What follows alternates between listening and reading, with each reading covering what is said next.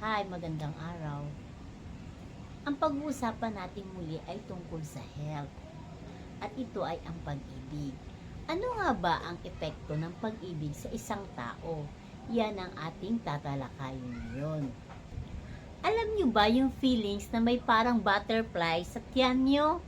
Yung kahit sobrang pagod ka, bigla kang nagkakaroon ng energy.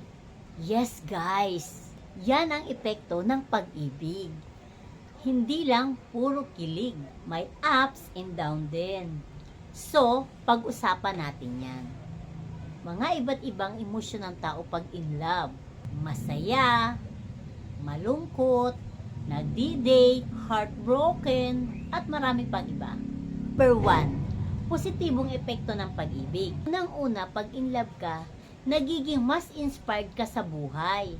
Mas nagiging motivated ka sa trabaho, sa school, at kahit sa simpleng bagay. Napansin mo ba kapag may special someone ka, bigla kang gumaganda at gumagwapo? Oo, nararanasan ko yan. That's because love. Like dopamine, oxytocin. Kaya, blooming ka. Ang isang taong in love, masigasig magtrabaho at mag-aral. Tapos, pag bigla sila nakatanggap ng text, bigla silang mapapangiti at masaya. Tapos, may text siyang natanggap mula from his or her crush. Siya ay biglang sumasaya at napapangiti. Number 2, stress reliever. Kahit gaano kahirap ang araw mo, isang message lang mula kay babe at boom! Tanggal ang pagod. Scientific fact yan guys. Ang pag-ibig ay nakakabawas ng stress at nakakapagpalakas ng immune system. Number 3, pero hindi laging masaya. Pero syempre, hindi lang puro kilig. May times na ang love ay nakakabaliw din. Naranasan ko din yan. Lalo na kapag hindi nasuklian yung feelings mo. O kaya, nasaktan ka. Boom! Parang end of the world ang feelings mo.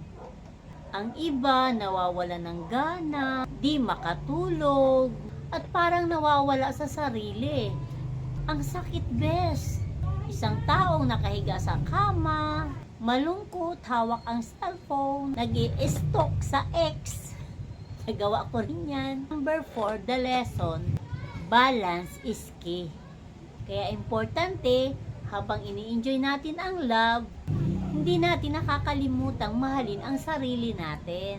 Dapat, kahit may jowa o wala, you're still whole and happy. Taong masaya, mag-isa, naglalakad sa park, enjoying life. So ayun guys, love is powerful.